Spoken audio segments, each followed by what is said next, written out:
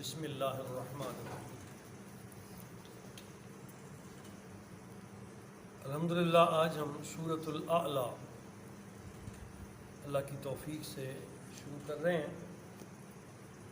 اس سورہ مبارکہ کا نام الاعلیٰ ہے۔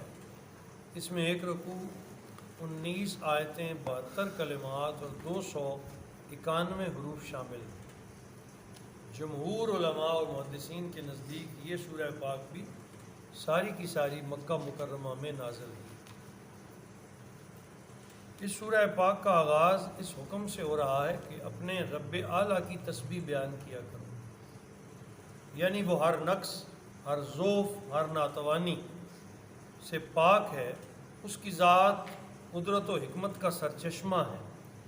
آسمان، آفتاب و مہتاب، فضا کی پہنائیاں، پہاڑوں کی بلندیاں، سمندروں کی بے قراریاں اسی نے پیدا فرمائی۔ ان تمام چھوٹی بڑی چیزوں کی تخلیق بے ہنگم اور بے جوڑ نہیں کر دی گئی، بلکہ ہر ایک چیز کو اس نے ایک اندازے اور سلیقے کے مطابق پیدا کیا۔ ہر چیز کو اپنے طبعی فرائض انجام دینے کے لیے ظاہری اور باطنی قوتیں عطا فرمائی گئی ہیں، اور ان قوتوں سے کام لینے کے لیے آلات و جوارح بھی مرمت فرمائے۔ اس نے ہر چیز کی جسمانی خوراک کا بھی مناسب انتظام فرمایا ہے، اور ان کی اخلاقی اور روحانی بالیدگی کے لیے یہ صحیفہ رشد و ہدایت قرآن عظیم کی شکل میں نازل کیا، جس کے ذریعے وہ اپنے اپنے ماحول کے مطابق تربیت حاصل کر سکتے ہیں۔ اور اس نے ہر کلمے کو آپ کی لوح قلب پہ یوں ثبت کر دیا ہے کہ اے میرے حبیب صلی اللہ تعالیٰ علیہ وسلم، آپ اسے کبھی بھول نہیں سکیں گے۔ اللہ نے آپ کے دل کی تختی پہ اس کو نقش کر دیا۔ اس کے بعد اپنے حبیب مکرم صلی اللہ علیہ وسلم کو فرمایا کہ آپ کا کام صرف نصیحت کرنا ہے۔ جس کے دل میں حق پذیری کی صلاحیت ہوگی وہ اسے بصد شوق قبول کر لے گا، لیکن جو ازلی بدبخت ہے وہ اس سے دور بھاگے گا، اور اس انکار کی جو سزا اسے ملے گی وہ بڑی المناک اور دردناک ہوگی، لیکن آپ سے پوچھ گچھ نہیں ہوگی کہ آپ کے ذمہ تو بات پہنچانا فرض تھا۔ آخری آیات میں یہ سمجھا دیا گیا ہے کہ دارین کی کامیابی کا تاج فقط اس شخص کے سر کی زینت بنتا ہے جو فکری اور عملی گمراہیوں سے اپنے دامن کو بچاتا رہتا ہے اور ذکر الہی میں شب و روز مصروف رہتا ہے۔ یہ ایک ابدی حقیقت ہے جسے قرآن کریم میں بار بار بیان فرمایا گیا ہے کہ جو پہلے آسمانی صحیفے نازل ہوئے ان میں بھی یہ بات موجود تھی۔ عمل کی طرف بڑھو گے تو کامیابی آئے گی، اگر تم خود عمل کی طرف نہیں بڑھو گے تو اللہ تعالیٰ تمہاری جھولی میں کامیابی کے موتی نہیں ڈالے گا۔ یہ سورہ پاک کے مضامین ہیں۔ بسم اللہ الرحمن الرحیم۔ سبح اسم ربک الاعلیٰ۔ اے حبیب مکرم صلی اللہ تعالی علیہ وسلم، آپ پاکی بیان فرمائیں اپنے رب کی الاعلیٰ، جو سب سے بڑا ہے، سب سے برتر ہے۔ اپنے رب کے نام جپا کریں، اپنے رب کی تسبیح کیا کریں، اس کے نام کا ذکر کیا کریں۔ الذی خلق، کون؟ جس نے آپ کو پیدا کیا، جس نے انسان کو پیدا فرمایا ہے۔ فسوا، اور پھر ظاہری اور باطنی قوتیں دے کر اسے درست کیا۔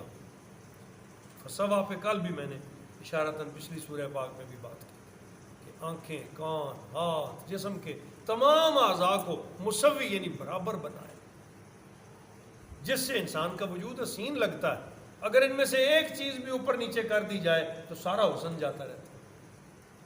کیا بال ہی اگر جو ہے، جس جگہ بال نہیں ہے اگر اس جگہ بال آ جائے تو چہرے کی شکل و ساخت ہی بدل جاتی، لیکن خالق نے جہاں پیدا نہیں کرنے تھے وہاں نہیں کیے، اور جس جگہ پیدا کرنے تھے وہاں پیدا فرمائے۔ ایک چھوٹی سی مثال، اسی طرح پورے وجود میں کیا پلکیں، کیا بھویں، کیا انسان کی ہر اس عضو کو ایک ایسی خطاطی کی ہے اس کی کہ وہ تعریف کیے بغیر نہیں رہ جا سکتا، اور انسان چہروں کا حسن دیکھ کر ہی دوسروں سے محبت کرتے ہیں۔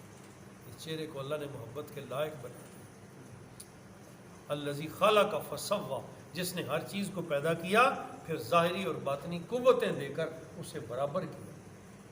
والذی قدر فہدی، اور جس نے ہر چیز کے اندازے مقرر فرمائے اور ہدایت کی راہ دکھائی۔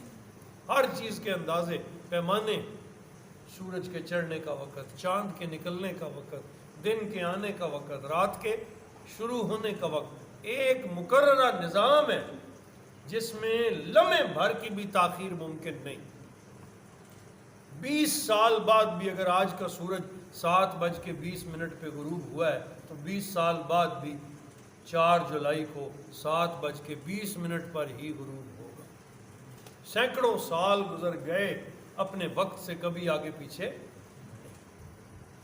یار اگر صرف اسی بات کو سمجھ لیا جائے تو اللہ تعالیٰ کی پہچان میں کوئی کسی قسم کی فروگزاشت نہیں ہونی چاہیے۔ یہاں کوئی بھی دنیاوی خاصہ اس میں ہوتا یا کوئی اسے پیدا کرنے والا اللہ کے علاوہ کوئی اور بھی ہوتا تو یہ نظام کبھی ایسے نہ چل سکتا۔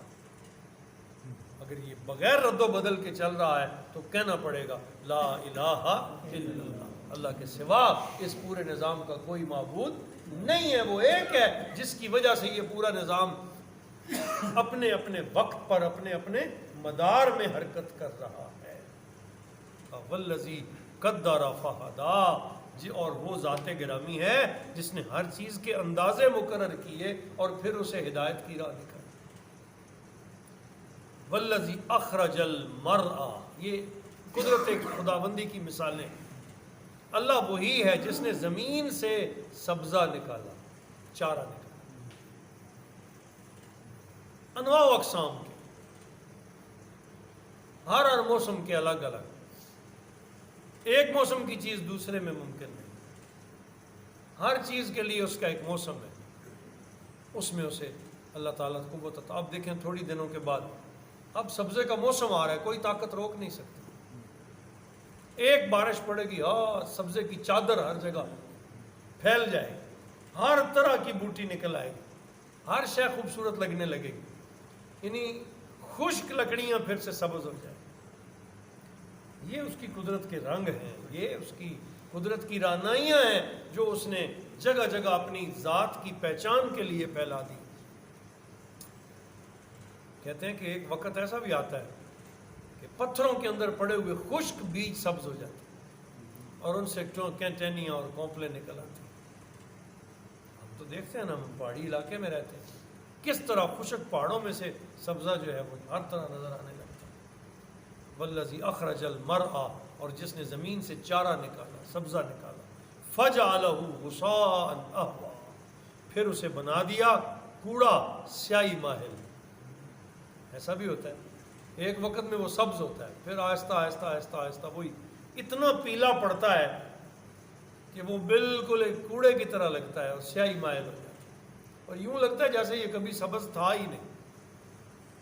پھر اللہ اسے ہی سبز کر دیتا ہے، جی پتے آتے ہیں، درخت ہو خوبصورت، رنگ و نور اس میں پھیل جاتا ہے۔ پھر وقت آتا ہے، خزاں آتی ہے، وہ خالی ٹہنیاں رہ جاتی ہیں، کوئی ایک پتا بھی ان پہ نہیں، یوں لگتا ہے اب یہ کبھی سبز نہیں ہو۔ اسی سے اللہ کو پہچان لو، اسی سے اپنے رب کی پہچان کر لو۔ وہ طاقت ہے نا کوئی کہ جو اس خشک درخت کو پھر سے سبز کر دیتی۔ وہ ایک شاعر ہیں ہمارے سید منظور حیدر گیلانی، پنڈ آدم خان کالج میں وہ پروفیسر تھے اور ہمارے گاؤں کے، اللہ تعالیٰ ان کی قبر پہ رحمتیں کرے، فوت ہو گئے۔ انہوں نے ایک کتاب لکھی ہے، اس کا انہوں نے سر ورق پہ ایک شعر لکھا تھا اپنا، اور وہ یہ تھا کہ کٹے تنے سے اگی شاخ تو کھلا ہے در۔ کٹے تنے سے وہ قلم لگاتے ہیں نا، اب اس میں تو کچھ نہیں ہوتا، درخت سے کاٹ بھی دیتے ہیں اس کو، وہ کہتے ہیں کٹے تنے سے اگی شاخ تو کھلا ہے در، کہ سر کٹا کے بھی جوش نمو شجر میں ہے، یعنی سر کٹا کے بھی جوش نمو شجر میں ہے۔ یہ اللہ کی قدرت ہے، یہ اس کی شانیں ہیں۔